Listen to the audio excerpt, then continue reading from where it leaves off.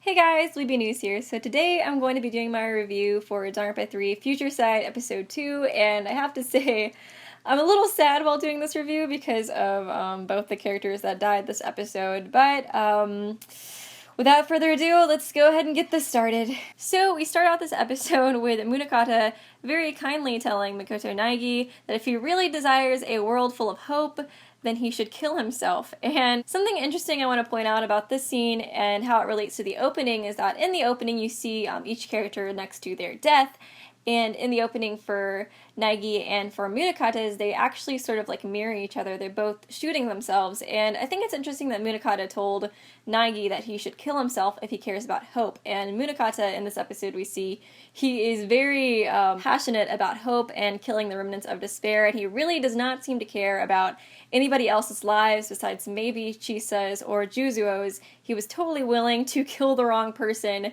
as long as it meant that hope went out in the end and that the remnants of despair were no more. So I think the parallel between them is very similar to how Naegi and Nagito's parallel is, where it's like they both have really, really strong desires for hope, but they have very different ways of doing it. So I think Munakata is kind of like another spin-off of that, a different sort of, I really want hope just like Naegi does, but I have a totally different way of accomplishing it.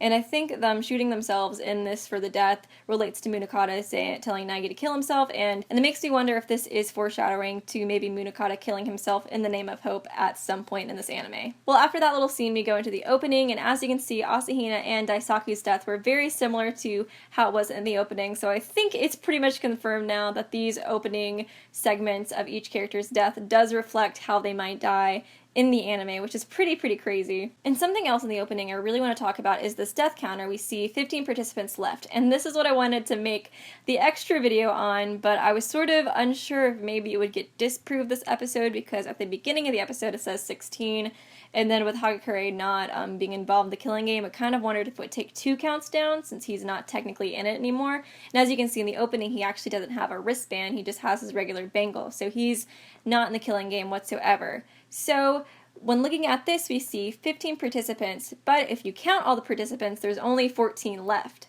So this makes me believe that there is a hidden member, a hidden participant in this game, just like there was with the first Danganronpa where we had Makuro as like the secret member. As for who I think the secret participant is, I'm pretty sure it's the leader of the 13th branch of the Future Foundation, and I think it could be very likely that they are the traitor as well. There definitely seems to be some parallels to the first game already in this, and that could be that some of you guys pointed out that the first person in Danganronpa 1 that was super nice to Naegi was killed first, and it's sort of the same with this. Chisa was really nice to Naegi, she was killed first, and everybody blamed Naegi just like they did in the first game. Then of course we do know it's broadcasted to the entire world now, which is also sort of a parallel to the first game. Because the second game was broadcasted to the Future Foundation, but it wasn't broadcasted to the entire world, so I think that could be sort of like a parallel too. As for Hagakure's role in all this, I found this really cool theory online by the Tumblr user Atalantaz, and I'll read it to you guys a little bit. And they first point out that Hagakure isn't wearing a bracelet like all of the other participants,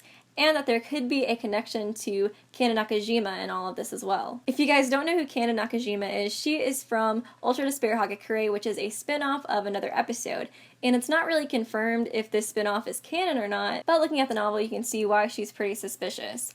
I'm gonna go ahead and read some of this post to you guys. They believe that Kana Nakajima is suspicious. A lot of people say that Kanon harbors hatred for the Future Foundation, while others refute that in the end she no longer did. They go back and write in that at the end of the novel she does say that she wants to meet the Future Foundation and then decide if she believes they're truly evil or not, or if they're a good guy like Hagakure. So she may have actually met them and decided that they were evil and that she did want to take them down. The reason they believe Hagakure might be her accomplice is because her father was a director at TAT Television, the largest television conglomerate in the world, which means Kanon is very rich and Hagakure is very greedy.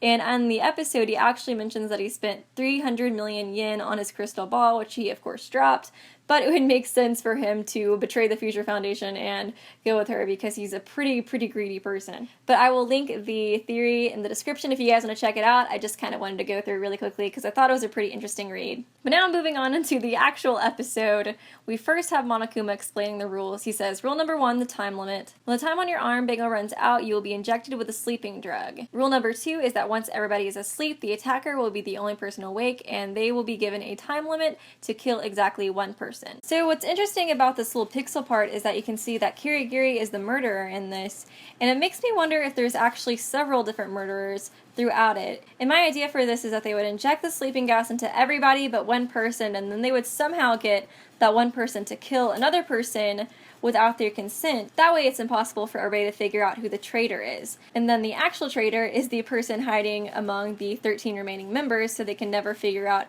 who the actual traitor is. Another reason I think this is because Monokuma is always so vague when he talks about stuff. He says an attacker will be given a time limit with which to kill exactly one person. So basically there's a traitor, but he doesn't necessarily say that the attacker is the traitor. So I think it would make sense for Monokuma to sort of troll everybody in the Future Foundation and say, oh, you know, there's a traitor and there's an attacker, and to make it sound like the attacker and the traitor are the same person, when actually the traitor is more than likely to be the person hiding among them, and then the attacker is the person that was just sort of brainwashed into doing this. This is just total speculation on my part, but I think it would make sense because Monokuma is just such a troll, and that would be sort of like a crazy way to make this game just unsolvable.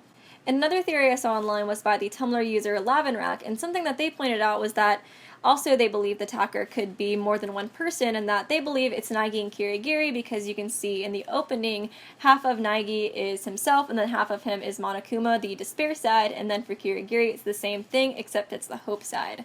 So I think it would make sense for Monokuma to target those two to be the killer every single time too, so he can set them up.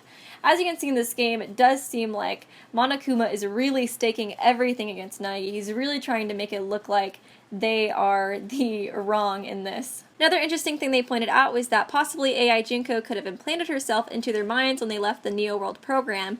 Those are just some ideas. I definitely do think that it makes sense for AI Junko to be a part of this. She is in the opening, but she's also dead, so I was wondering why they would have put that in there unless it's just supposed to be like her influence is still upon the new headmaster. But that's just a cool theory I thought I'd point out to you guys, and I thought I'd give a little bit of my opinion on it as well. So then after he says, so basically there's a traitor, he says if you don't take care of it, the Future Foundation has no future. Again, he's not really saying if you don't take care of the attacker, then there's no future. He's saying the traitor. So I think the traitor and the attacker are different people, and that he's more than likely probably trying to set up Naegi or Kirigiri like that other theory is saying.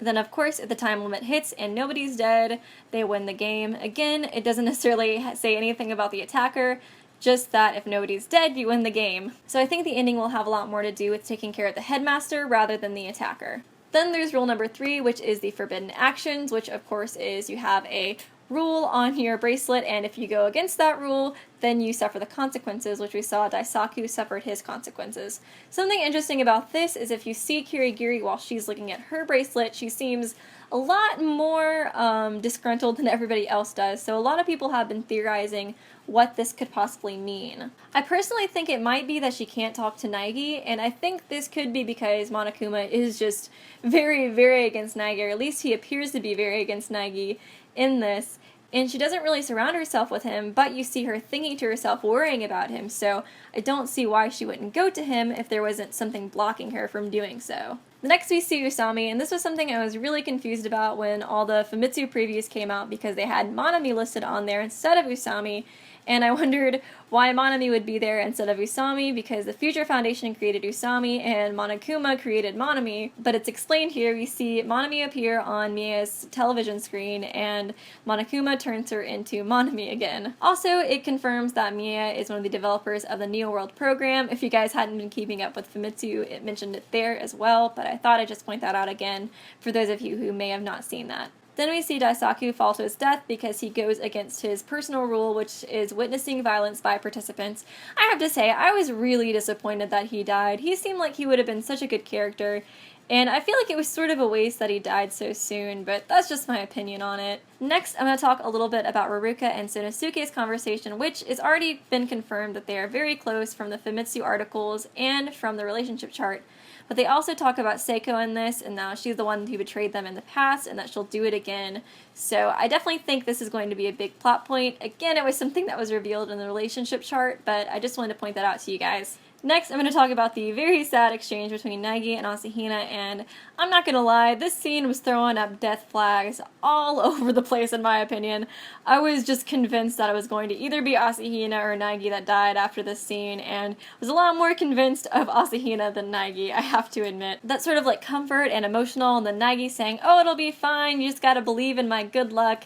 That's when I just knew. I knew it was not going to be good for her. But I was still really, really sad about it. It does make sense for them to sort of kill her off, especially since Hagakure is no longer in the game. She would kind of be somebody I would suspect for them to kill off, but I really, really didn't want to think so. So when Asahina is revealed dead, we see Nagi with blood in his hand looking down, and the death music plays when we see Asahina. And again, I think it's weird that they played this death music and had the sort of vibe to it like they do in the games for the security guards and for Asahina, but not for Chisa, which still is very sketchy to me. But at the same time, we do see Chisa's corpse still lying in the main meeting room, so I feel like she definitely has to be dead.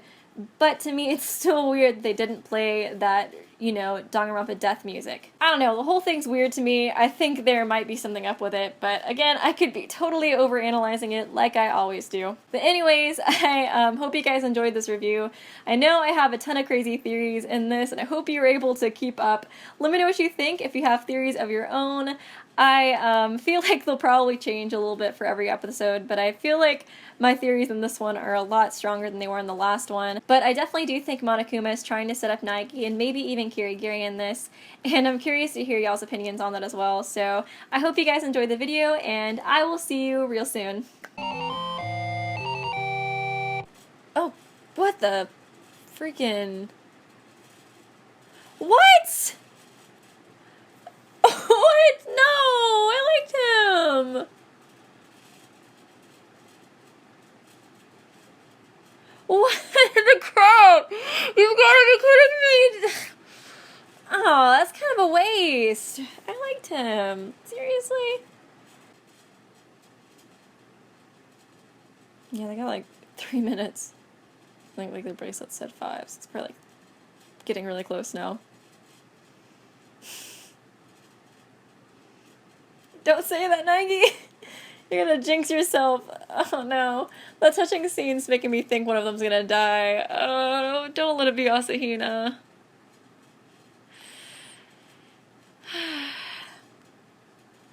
Oh no. I'm really scared. I feel like it might be Asahina. Surely they wouldn't kill off Nagi. Oh my god, I'm so nervous. I'm literally so nervous right now. Okay, Nagi's good at least. I swear to god, it's gonna be Asahina. I feel it. I feel it in my bones. Oh god.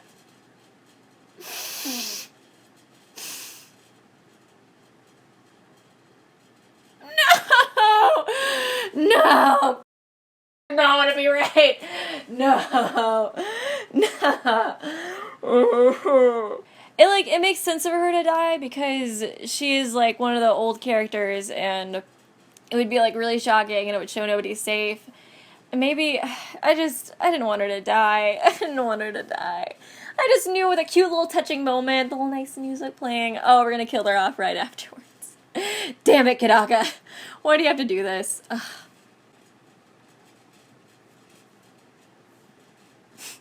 Oh, it's the I'm gonna end it right there. I'll see you now. Subscribe to Weeby News for more hope-filled videos.